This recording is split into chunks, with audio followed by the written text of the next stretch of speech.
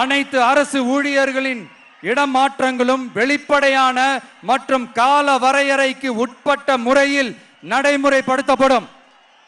4வது, காவலர்களின் அடிப்படை மாத ஊதியத்தை 18,200 ரூபாயிலிருந்து 25,000 ரூபாயாக நமது டிவிகே அரசு உயர்த்தும். அதிக மன அழுத்தம் உள்ள பணிகளில் ஈடுபடும் காவலர்களுக்கு பணிப்படியாக மாதம் 1000 ரூபாய் கூடுதலாக வழங்கப்படும்.